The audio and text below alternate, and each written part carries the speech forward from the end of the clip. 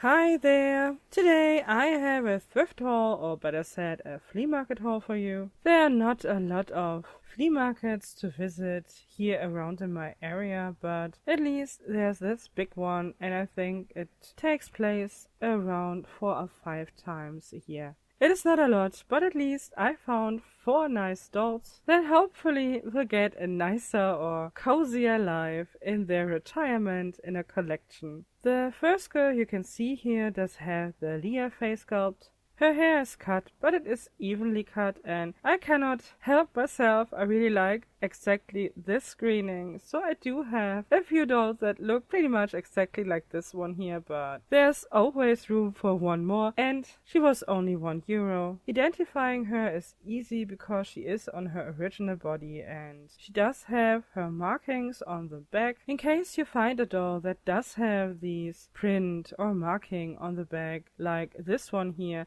it is very easy to find out how the doll looks in her original outfit or original packaging. She does have DGX83 printed in golden letters on her back, and when you search it up you will find the Glitz Barbie from 2016. Usually her hair is way longer, but in owner pictures it looks like that the hair is also very choppy cut, like Mattel does it all the time. She does have very nice saran hair, but I guess her previous owner was not really happy about the unevenly cut hair and decided to give it one length. And I have to say, it's not that badly done because I'm pretty sure it was a kid. The doll is definitely played with, and I don't think she ever was in a collector's hand. But who knows, maybe it was her mom or she was even older, but in general I think whoever it was did a pretty good job with cutting off the hair nice and evenly. The next girl is also very easy to identify because she does still have her original clothes on. It is the Made to Move Fitness Barbie from 2018, and her joints are still in very good condition. Nothing is loose or worn out. I guess the only thing the kid was interested in is the hair. She does have these stainings in blue and red and even some stainings on her face. But let us be real, this girl here I only bought for her body, but I'm still interested if I can get out the color stains in the hair. She cost me €4, and this is the first time I ever saw a Made to Move girl used on a flea market, so I'm very happy about this deal. Next is this, I guess, ballerina girl. From the face screening you can see that this girl here is from the earlier 2000s, and for a ballerina girl I would say the makeup is pretty intense. She does have the Barbie face that was first released in 2005, and therefore she's the girl that hold the Barbie scepter right before Millie. She cost me €2. And last but not least, I also found this very cute Teresa. Also not a real hard thing to identify. There are not a lot of blonde Teresas out there, so I was sure that this girl here should be a Fashion Fever doll. And in fact, she's from a gift set from 2005, Styles for Two. It was not only the doll that you got, there was also a notebook, some pencils, and even a kitty cat keychain, all together with this cutie here. She's still in pretty good shape, at least her head is. Her body is not in so good condition. She does have some chewing marks, one leg is bended, and there are some color and dirt marks all over it. But in the end of the day, I do not care a lot for it, because all my girls get a bit more articulation, otherwise I'm not interested in Barbie, to be honest. They simply need more joints to move than the 5-point articulation. But first, all these girls need a good cleaning. First is Made to Move Millie. She does have not a lot of dirt on her besides of her head. The clothing is okay, but I will dunk it in some water with baking soda to clean it up a bit, even though I cannot see really dirt stains or anything, but I do like this fitness outfit and I do not want to throw it out, and therefore it also needs some cleaning. Her body got a quick cleaning, but her hair is a bit complicated because all of the staining, and I decided I would like to try out citric acid in order to get her stains out of the hair, so I gave 2 teaspoons full with citric acid into a glass plus water and just let her sit in it for overnight.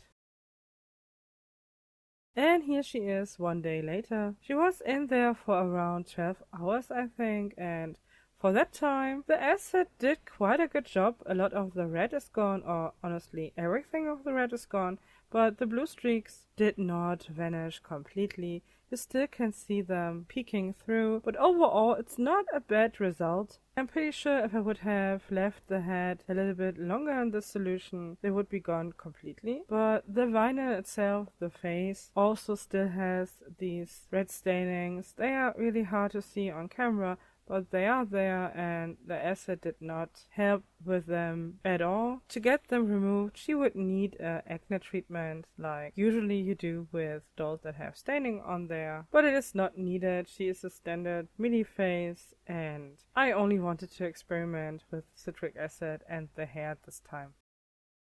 Next is the Leah girl, and it is a simple cleaning. She does not have a lot of stains. She does only have some dirty spots because of child play, but other than that, she is still in pretty good condition. Since she is a budget doll, she even does not have articulation in her neck, only from side to side, and I usually keep these bodies because on them it is very easy to hotboil a doll with long hair and also do some hairstyles, so I guess I will keep this body, so it also needs a good scrub.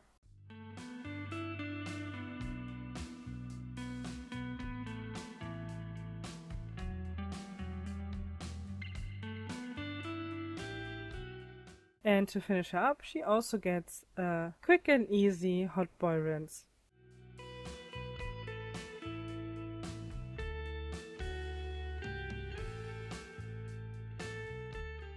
Next is the ballerina girl. I still do not come over the face screening together with the ballerina pose. Which ballerina in the 2010s did have such an intense face makeup, but what do I know? And she won't be longer a ballerina in my collection, but I still like the body, I like the shape of the arms, so I guess I will keep it, but definitely not for this girl here. Her hair is kanekalon, and she does have these 2 old elastics in her hair.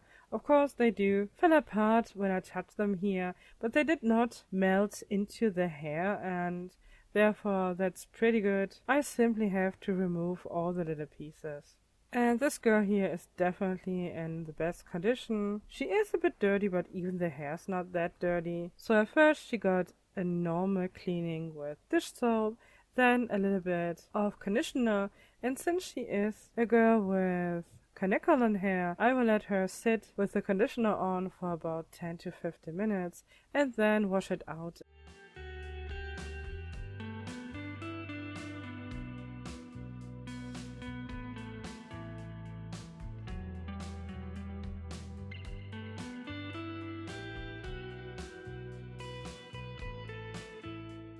And since her hair was still pretty dry, I decided to give her also a hot boil rinse, and that was not the best idea, to be honest. Originally I had planned to keep her locks, but the water was still way too hot, and it is kanekalon, so the locks are gone, but now she does have kind of cute waves, which you will see later on, and I'm not totally mad about it, but it was not the plan I was going for.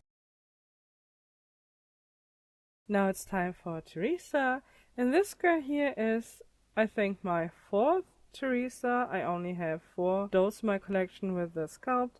She is not so easy to get here, to be honest, and especially not for a decent price. But I hope I will find more of her, or maybe a few of the more modern ones that at least are not pixelated or resin printed, because the face is really pretty. Untypically, the hair of this girl here is not saran. It is not kanekalon, it is nylon. Not the highest quality, not the super soft one. It is the typical one that Mattel used over the years, quite some time, and it is not bad. The hair does feel very full. She is rooted very well, so I don't mind it. When you find a doll with this hair type, it usually also will feel pretty dry and not that nice at first, but after washing and hot boiling it, it is pretty soft in the end, but not as beautiful or soft like the newer nylon fibers, but still softer and nicer than any polypropylene you will ever find. She also kept the conditioner in her hair for about 50 minutes. Now I will wash it out, or at least most of it, and then try to brush her hair. It is very tangled. She also does not have a completely intact side part. The problem with this parting line is that it was made with the wefting technique. I'm pretty sure if you have seen older Barbie dolls, they do have this old-fashioned parting line that is created while wefting one streak after another, one on one side, then the other on the other side, and when one of these parting lines is gone, you will have to recreate it, and usually you can use a needle to separate the hair streaks a little bit better. This girl here has also a very unique hair color. She does have those darker blonde or light brown hair streaks, and they are only on the top of the hair, so that's even more difficult than you would have a doll that has a more even hair color. You can see it here. I did not do a perfect job here. Honestly, that's not so easy on camera. I have done it before on some of my videos, but I'm okay with it in the end. It does not look so horrible. But the way they do it nowadays, just with bigger or thicker plugs in line for a parting line, it is way easier to restore that look.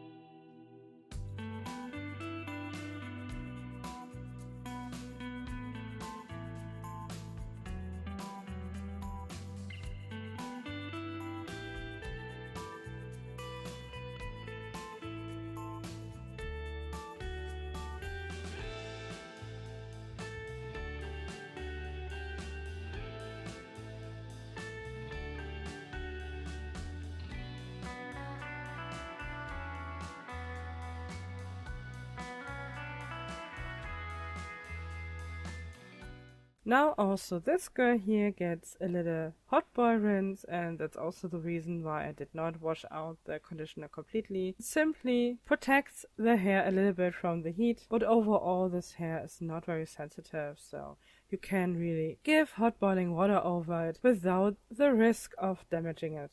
And this rather dry nylon hair will get a big benefit of a quick hot boil wash. So here they are, all pretty neat and clean. First again is Millie. As you can see, now she does have dry hair, and you still can see the blue color and also the staining on the face, but as I said, it's not so important. She will be a body donor. And her skin tone is pretty much very similar to the pink top Barbie. She does have a very slightly more yellow undertone, but it is very slightly, and this girl here is hard to find in my opinion. I don't know, I think this Made to Move line was not that long in stores, but I can be wrong, but I don't see them so often. None of the floral pants dolls. You can see here that she is similar to the pink top, and it is funny, but every Made to Move line or every Made to Move Millie does have a slightly different skin tone. Many people say that they are all the same. No, they are not. They are different, but often the differences are really only minor, and you can only see them when the dolls are really compared to each other side by side. The third girl is a pink tie-dye, and she is definitely different in skin color. She is way more pinky and grayish in her undertone, and that is even visible without having them side by side nude. Teresa's hair is now way shinier and prettier. Her side part is still not perfect, but it will do for today. She also has a lot of luck because she is a pretty good match for the Made to Move girl right beside her, and therefore she will get this body. The pink tie-dye would be way too light, gray and pinkish in its undertones. It would not be a good match for this hat, but of course the pink top would also be a good match.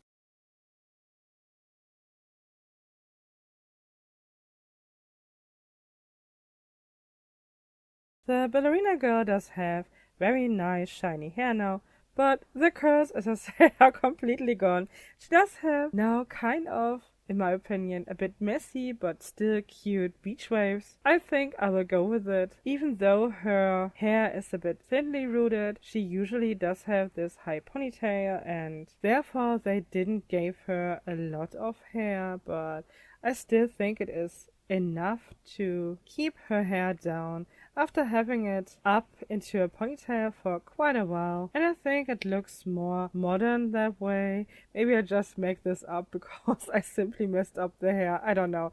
I still like the messy beach waves. I'm happy with it, and in the end you will see the look and maybe you like it as well. When it comes to body donors, she does not have the exact skin match for the pink top or the floral pants. Her face is a bit more grayish and a little bit less orange, but it is not as pinkish or grayish like the tie-dye, and therefore she is even a luckier girl because she will get a length body, and I can already tell you she will look great on that body. When it comes to skin matches for the length bodies, she does have the perfect shade for the beige body, but I do not have an extra one of that skin color, but the Hungarian ones are very close in color, and I do have quite a few of these because the price is simply unbeatable and she looks very good on this body as well. So in case you do have a few early 2000 dolls, in my opinion they are pretty often a good match for the Hungarian skin, or of course for the beige one because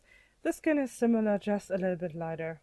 The last girl now is the Leah head mold, and she is so pretty. She does have so beautiful saran hair. Even if it's cut, it is now very shiny and soft, and in case you do have the choice between poly hair, nylon hair, and whatsoever in saran, I would always take saran. Her skin color match is very easy. She does have the typical screening from around that time and also the skin tone. She is in theory a little bit lighter than the purple top, but not light enough for the tennis player. She is right in between it. She would go on both bodies, but in this case, I decided to give her the curvy body that still did not have a permanent hat. It is also from the Floral Pants series, the curvy girl that usually come with a Nisa hat. Color-wise, it matches nearly perfect together with this hat here, and I do not have a curvy Leah in my collection so far. So that's the body she will get. And before we come to the new styling for the dolls, I also would like to give you a look on the clothes after they are dry. They were not really dirty from the beginning, but with baking soda, I always have a pretty good result when it comes to not roughing up the fabric. Hard to explain, but usually when you take some kinds of detergents, the fabric of the dog clothes will roughen up. There are some knots on it, and it simply does not feel nice afterwards because usually the fabric from dog clothing is not made to be washed, at least not with the machine or even on hand. It is a bit complicated, but when you do have dog clothes, I would always try to clean them first with baking soda, and if that does not work, hair shampoo would be my go-to. And only if that does not work, I would take detergent and other stuff. So, let's go to the stylings. At first, we will have the Teresa girl. Her original clothing is not very glamourful. She does have a kind of pink poncho, a sleeveless shirt, and a bell-bottom corduroy, I think, pants. And now she got this Chanel-y dress together with some jewelry, white boots, and this white Mini Brands fashion bag. And I think this look suits the face screening and the overall aesthetic of this doll so well. Everything is a little bit too much, but still everything together works pretty good.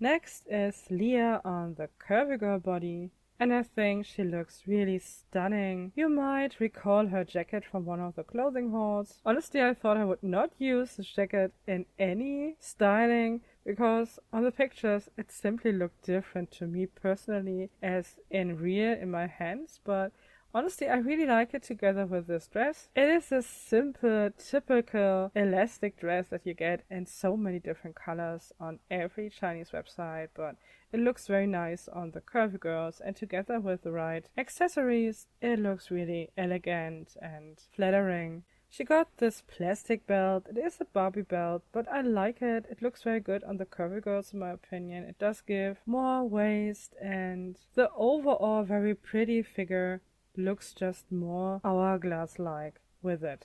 Also, the mini brand's fashion boots look good on her, the matching bag, together with my favorite glasses. She didn't get any jewelry because everything together is enough, and I wanted to show off her pretty long neck. The last girl is the now retired ballerina girl. She changed her job into a supermodel career, and that suits her very well. I used this top already in a different video with the length bodies, but it hugs the bust so nicely, so I did reuse it for this look, just with a different kind of necklace. She also got this flower skirt that usually comes in a set, but even when I reviewed this two-piece set, I already mentioned that I think it looks perfectly together with other pieces, and I think it looks very good together with this black crop top, and the mini brand's fashion belt looks very luxurious. You also have already seen these shoes so often, so I will not talk so much about it. I really like this model together with the Mank feet. And of course, she also got a mini brand's fashion bag, 2 Barbie plastic bangles, and a pair of sunglasses. And in my opinion, the messy beach waves look very good together with outfit and accessories. I think I will have to find more hats that go together with the length bodies. I really like those, and even with Barbie hats, because usually I thought it is, I don't know, Barbies do have this kind and cute image in my opinion, and I like them more, or I thought I would like them more on the standard made to move bodies, so that they look a little bit more lifelike. But I have to admit, they always blew my mind when I see them on a body like this. And I guess it is more like the 2010 hats than the early 2000 hats, because I remember that I paired the Skipper hat from around that time also with beige body, and I think the color scheme is in general a good match. But we will have more hats that I got from AliExpress in the future, and we will see how many of them will match the length bodies or just the normal standard Barbie colors. And here we do have them all together. And this time I cannot even pick a favorite. I like them all equally because they are all so different, but their looks are pretty unique. I really like them, and I'm happy that I was able to add these to my collection. And of course, this is again the end of the video, and I have to thank you so much for watching. I hope to see you again, and until next time, I wish you a great time. Bye!